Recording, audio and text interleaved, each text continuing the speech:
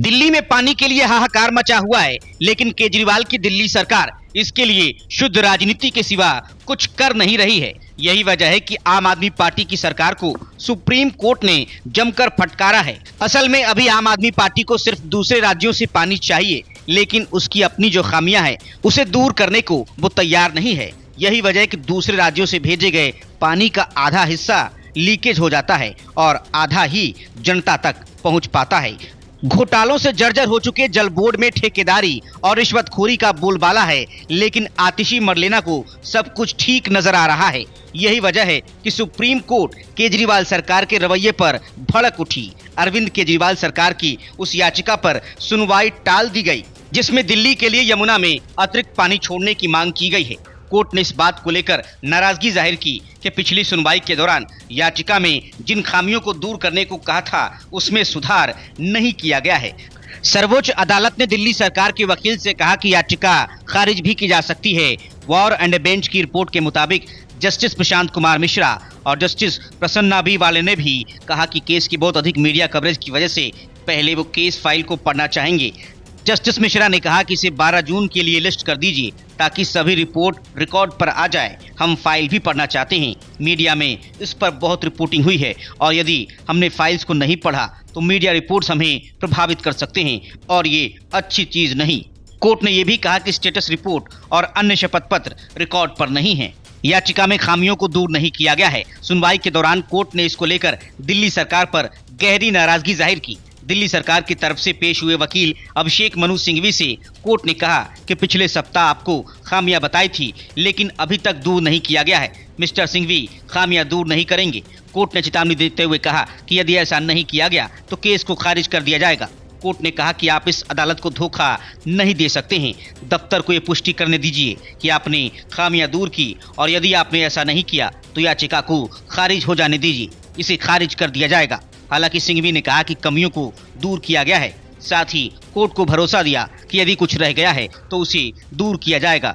गौरतलब है कि भीषण गर्मी के बीच दिल्ली में पानी की भारी किल्लत है। दिल्ली सरकार ने सुप्रीम कोर्ट में याचिका दायर करके मांग की है कि पड़ोसी राज्यों से उसे ज्यादा पानी दिलाया जाए। पिछली सुनवाई पर सुप्रीम कोर्ट ने हिमाचल प्रदेश से 137 क्यूसेक अतिरिक्त पानी देने को कहा था और हरियाणा को आदेश दिया था कि निर्बाध तरीके से पानी दिल्ली तक पहुंचने दे।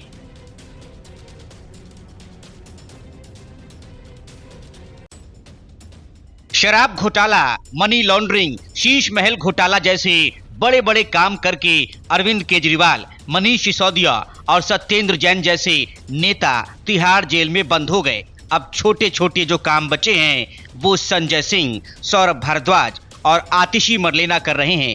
छोटे छोटे काम जैसे पीएम कौन बनेगा या किसे बनना चाहिए, लोकसभा का स्पीकर किसे बनना चाहिए, लोकसभा में विपक्ष का नेता कौन बने, ये सब संजय सिंह कर रहे हैं। दूसरे सौरभ भारद्वाज भी ऐसे ही किस्म के छोटे काम निपटाने में लगे हैं। इसे मंत्री क्यों बनाया, उसे क्यों नहीं, इसकी तो शक्ल ही मंत्री के लायक नहीं, ये तो पद के योग्य ही नहीं, इसकी विचारधारा तो बीजेपी से मेल नहीं खाती। इस टाइप के छोटे मोटे काम सौरभ भारद्वाज कर रहे हैं। दिल्ली की जनता पानी के लिए तरस रही है। मोहल्ला क्लिनिक्स में मरीज नहीं आ रहे हैं। अस्पतालों में नकली दवाओं की सप्लाई की गई। स्कूलों के बच्चे यूनिफॉर्म और किताबों के लिए तरस रहे हैं। ये सारे काम आम आदमी पार्टी के मंत्रियों को अपने लेवल के नहीं लगते, इसलिए ये सब काम तो अफसर और बाबू कर लेंगे। आम आदमी पार्टी की सरकार इसी तरीके से चल रही है और यही पार्टी की सियासत करने का अंदाज है।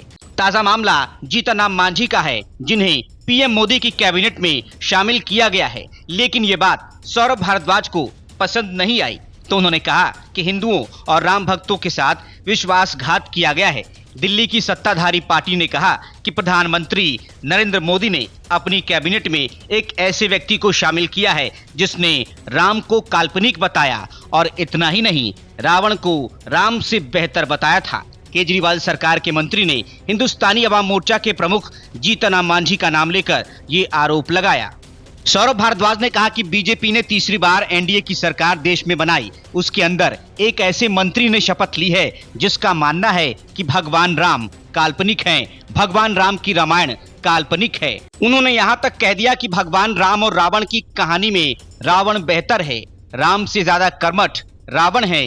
ये बात जीतन राम मांझी ने कही थी। उन्हें प्रधानमंत्री ने कैबिनेट में शामिल किया। हम भाजपा से पूछना चाहते हैं कि क्या वो भगवान राम को काल्पनिक मानती है? क्या भाजपा मानती है कि राम से बेहतर रावण है? भारद्वाज ने आगे कहा कि जीत के बाद जब प्रधानमंत्री बीजेपी मुख्यालय पहुंचे तो सभी उन्हें मोदी जी को जय श्री राम कह रहे थे, लेकिन मोदी जी ने जय श्री राम का जवाब जय जगन्नाथ से दिया। जगन्नाथ में कोई बुराई नहीं, लेकिन एक ही दिन में भगवान बदल गए। जय श्री राम का जवाब जय जगन्नाथ से दिया और उसके बाद एक ऐसे व्यक्ति को मंत्रिमंडल में लिया गया जो भगवान राम को काल्पनिक बताते हैं। हम बीजेपी से जानना चाहते हैं कि ऐसे व्यक्ति को क्यों मंत्री बनाया। Bureau report, news of India. Lok Sabha के चुनाव खत्म हो गए, नतीजे भी आ गए और केंद्र में लगातार तीसरी बार पीएम मोदी की सरकार भी बन गई। लेकिन अब तक कांग्रेस का प्रोपेगेंडा वार खत्म नहीं हुआ, वो अब तक जारी है, जिसका ताजा उदाहरण केरल से पहली बार बीजेपी के सांसद चुने गए सुरेश गोपी को लेकर फैलाई गई अफवाह है। हालांकि इस कांग्रेसी अफवाह की पोल कुछ घंटों में ही खुल गई। असल में एक दिन पहले ही पीएम मोदी की कैबिनेट में शामिल किए गए सुरेश गोपी को लेकर सुबह से खबरें चलाई जा रही थी कि वो मंत्री पद की शपथ लेने के बाद अब उस पद से इस्तीफा दे रहे हैं। वायरल दावे में कहा जा रहा था कि उन्होंने पहले से कुछ फिल्में साइन की हुई हैं, इसलिए वो इस पद को छोड़ रहे हैं। हालांकि शाम होते होते इस मामले पर खुद सुरेश गोपी का बयान आया है। सुरेश गोपी ने अपने ट्वीट में वायरल होते दावों का खंडन किया है। उन्होंने एक्स पर ट्वीट करते हुए कहा कि कुछ मीडिया प्लेटफॉर्म्स गलत खबरें फैला रहे हैं कि मैं मोदी सरकार के मंत्री परिषद से इस्तीफा देने जा रहा हूं। ये सरासर गलत है। प्रधानमंत्री नरेंद्र मोदी जी के नेतृत्व में हम केरल के विकास और समृद्धि के लिए प्रतिबद्ध हैं। सुरेश गोपी के बारे में झूठ फैलाने में कांग्रेस भी पीछे नहीं थी। कांग्रेस केरल ने एक वीडियो ट्वीट कर कहा था कि भाजपा सांसद सुरेश गोपी ने कल ही मंत्री होने की शपथ ली, अब उसे छोड़ना चाहते हैं क्योंकि उन्हें फिल्म करनी है। ये तो मतदाताओं का मजाक है। कांग्रेस के इसी ट्वीट के नीचे अब लोग उन्हें जवाब दे रहे हैं और सुरेश गोपी का ट्वीट टैग कर कहा जा रहा है कि चुनाव पूरे हो गए पर कांग्रेस ने प्रोपेगेंडा करना बंद नहीं किया है। सुरेश गोपी ने साल 2024 के चुनाव में त्रिशूर निर्वाचन क्षेत्र से जीत हासिल की है। ये भाजपा की केरल में पहली जीत थी, इसलिए मोदी सरकार के तीसरे कार्यकाल में उन्हें उतनी ही महत्ता देते हुए मंत्री पद दिया गया है। उन्होंने इन चुनावों में वकील और सीपीएम उम्मीदवार बीएस सुनील कुमार को 74,686 वोटों से हराया है। असल में त्रिशूर में बीजेपी की जीत कांग्रेस को चुभ रही है। हालांकि चुनाव में कांग्रेस त्रिशूर में तीसरे नंबर पर रही। इसी बात को लेकर त्रिशूर कांग्रेस के नेता एक दूसरे से उलझ पड़े। त्रिशूर में मिली हार के बाद जिला कार्यालय में कांग्रेस कार्यकर्ता आपस में भिड़ गए। ऑफिस में एक दूसरे पर लात घूंसों की बौछार कर दी गई। भिड़ंत की वजह कांग्रेस कार्यकर्ताओं द्वारा हार का ठीकरा एक दूसरे पर फोड़ने की कोशिश बताया जा रहा है। इस मामले में पुलिस ने कुल 20 कांग्रेसी नेताओं कार्यकर्ताओं पर एफआईआर दर्ज करके जांच शुरू कर दी है। असल में जिला कांग्रेस कार्यालय में कांग्रेस नेताओं और कार्यकर्ताओं की मीटिंग बुलाई गई थी। इस मीटिंग में जिला अध्यक्ष जोशी बल्लूर और महासचिव संजीवन कुरीचिरा भी मौजूद थे। कुछ ही देर की बातचीत के बाद कुरीचिरा ने जिला अध्यक्ष जोशी बल्लूर और पूर्व कांग्रेस सांसद टीएन प्रतापन को भाजपा प्रत्याशी से मिली हार के लिए जिम्मेदार बता डाला। खुद पर लगे आरोपों से जिला अध्यक्ष जोशी बल्लूर और उनके समर्थक भड़क गए। इन सभी ने एकजुट होकर जिला महासचिव संजीवन को पीटना शुरू कर दिया। संजीवन पर लात घूंसों की बौछार कर दी गई। उनको गंदी गंदी गालियां और धमकियां दी गई। कांग्रेस मुख्यालय में मौजूद कुछ अन्य लोगों ने जैसे तैसे संजीवन को उनके जिलाध्यक्ष से बचाकर निकाला। इस दौरान किसी शख्स ने इस घटना का वीडियो बना लिया और सोशल मीडिया पर डाल दिया। अब ये वीडियो सोशल मीडिया पर वायरल हो रहा है। अरविंद केजरीवाल और आम आदमी पार्टी पर सुप्रीम कोर्ट की कुछ ज्यादा ही कृपा बरस रही है। पहले सुप्रीम कोर्ट ने शराब घोटाला मामले में पकड़े गए अरविंद केजरीवाल को चुनाव प्रचार करने के लिए 20 दिनों की अंतरिम जमानत दे डाली। अंतरिम जमानत पर बाहर निकले अरविंद केजरीवाल ने अपने हिसाब से खूब सियासी रायता फैलाया। इसी दौरान स्वाति मालीवाल कांड भी हुआ और नतीजा ये हुआ कि केजरीवाल के पीए विभव कुमार भी जेल पहुंच गए। और जब नतीजे आए तो इंडी गठबंधन में शामिल हर पार्टी को कुछ न कुछ फायदा हुआ, लेकिन अरविंद केजरीवाल की पार्टी दिल्ली और पंजाब में बुरी तरह से हार गई।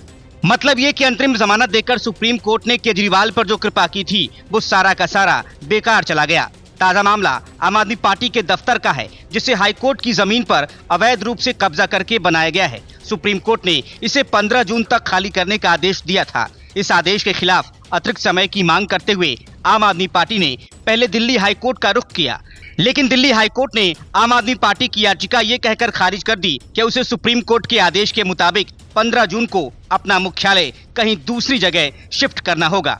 आम आदमी पार्टी फिर सुप्रीम कोर्ट जा पहुंची और दफ्तर खाली करने के लिए अतिरिक्त समय की मांग कर दी। आम आदमी पार्टी की इस याचिका पर सुप्रीम कोर्ट ने एक बार और कृपा कर दी और राउज एवेन्यू स्थित पार्टी दफ्तर को खाली करने की तय तारीख बढ़ा दी।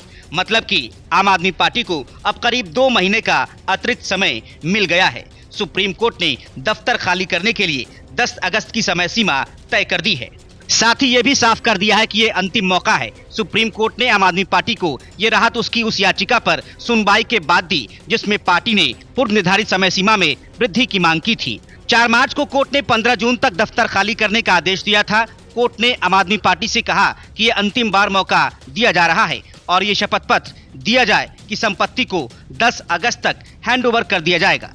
जस्टिस विक्रम नाथ और संदीप मेहता की अवकाशकालीन बेंच ने आम आदमी पार्टी की तरफ से पेश हुए वरिष्ठ वकील अभिषेक मनु सिंघवी की दलीलों को स्वीकार कर लिया और समय सीमा 10 अगस्त तक बढ़ाने का आदेश दिया। कोर्ट ने साफ किया कि आम आदमी पार्टी को 10 अगस्त से पहले दफ्तर खाली करना होगा। ये परिसर दिल्ली हाई कोर्ट को आवंटित किया गया है, जहां जिला अदालतों के लिए इंफ्रास्ट्रक्चर का विकास करना प्रस्तावित है। मार्च के आदेश में शीर्ष अदालत ने आम आदमी पार्टी को 15 जून तक का समय दिया था कि वो अपना राजनीतिक कार्यालय खाली कर दे, जो जिला न्यायपालिका के विस्तार के उद्देश्य से दिल्ली उच्च न्यायालय को आवंटित भूखंड पर स्थित है। पीठ ने शीघ्र समाधान की आवश्यकता पर प्रकाश डालते हुए कहा कि हम LNDO से अनुरोध करेंगे कि वो आवेदन पर कार्रवाई करे और 4 सप्ताह के भीतर अपना निर्णय बताए। पार्टी का प्रतिनिधित्व कर रहे वरिष्ठ अधिवक्ता अभिषेक सिंघवी ने तर्क दिया कि पार्टी को राष्ट्रीय दर्जा प्राप्त है, लेकिन अन्य राष्ट्रीय दलों की तुलना में उसे कम अनुकूल परिसर आवंटित किया गया है। Bureau report, news of India.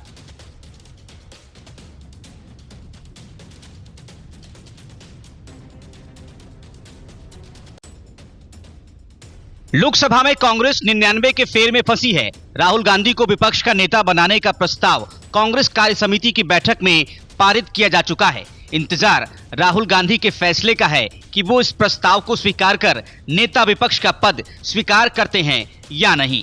Rahul Gandhi के नेता विपक्ष बनने से कई खतरों का उन्हें सामना करना पड़ सकता है। एक तो ये कि उन्हें सदन में हर वक्त मौजूद रहना होगा और जिस तरह की डग्गा मार सियासत वो अब तक लोकसभा में करते रहे हैं उस पर अंकुश लग जाएगा। सत्र के दौरान उनका विदेश जाना भी बंद हो जाएगा। और बड़ी बात यह है कि अब तक तो लोकसभा में एक ज्योतिरादित्य सिंधिया ही थे जिनका सामना करने से राहुल गांधी बचते थे, लेकिन अब जितिन प्रसाद भी लोकसभा में मौजूद होंगे।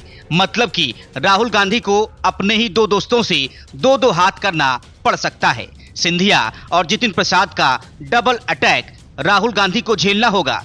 वो नेता विपक्ष बने तो भी, नहीं बने तो भी।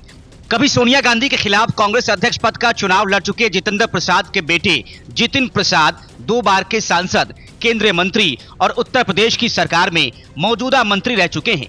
जितिन प्रसाद ने लोकसभा इलेक्शन में समाजवादी पार्टी के 5 बार के पूर्व विधायक भगवत शरण गंगवार को करारी शिकस्त दी। इस बार भारतीय जनता पार्टी ने वरुण गांधी का टिकट काटकर जितिन प्रसाद पर भरोसा जताया था और वो पार्टी की उम्मीदों पर खरा भी उतरे हैं। कभी कांग्रेस नेता राहुल गांधी के करीबी माने जाने वाले जितिन प्रसाद ने अपने राजनीतिक जीवन की शुरुआत साल 2004 में राहुल गांधी के साथ ही की थी। उन्होंने इससे पहले यूपी के शाहजहांपुर और धौरारा लोकसभा सीट से भी चुनाव लड़ा है। हालांकि इस बार उन्होंने पीलीभीत से जीत दर्ज की है। जितिन प्रसाद 31 साल की उम्र में पहली बार संसद के सदस्य बने थे, लेकिन 2008 में यूपीए सरकार में वो सबसे युवा मंत्रियों में से एक थे। Shri Ram college of commerce और इंटरनेशनल मैनेजमेंट इंस्टीट्यूट से पढ़े जितिन प्रसाद ने यूपीए 1 और यूपीए 2 सरकार के दौरान इस्पात और पेट्रोलियम जैसे जरूरी मंत्रालयों का जिम्मा संभाला। जितिन प्रसाद ने ब्राह्मण चेतना परिषद का गठन किया और 2020 में अखिलेश यादव की समाजवादी पार्टी सरकार के दौरान ब्राह्मणों के खिलाफ हुए अत्याचारों के खिलाफ आवाज उठाने के लिए पूरे यूपी की यात्रा की और समुदाय के सामने आने वाले मुद्दों पर काफी मुखर रहे। 2021 में कांग्रेस से अलग होकर बीजेपी में शामिल हो गए। इसके बाद उन्हें में जगह दी गई और लोक निर्माण विभाग का जिम्मा दिया गया। 2022 में जब बीजेपी सरकार दूसरी बार यूपी में सत्ता में आई तो जितिन प्रसाद राज्य में फिर से मंत्री बने और एमएलसी के सदस्य के रूप में भी उन्होंने काम करना जारी रखा। पहली बार प्रधानमंत्री नरेंद्र मोदी ने जितिन प्रसाद के समर्थन में पीलीभीत में लोगों की सभा को संबोधित किया। वहीं समाजवादी पार्टी के मुखिया अखिलेश यादव ने प्रचार अभियान के दौरान अपनी पार्टी के उम्मीदवार के लिए कई रैलियां की। प्रसाद ने 2024 का लोकसभा चुनाव 1,60,000 से ज्यादा वोटों के अंतर से जीता है।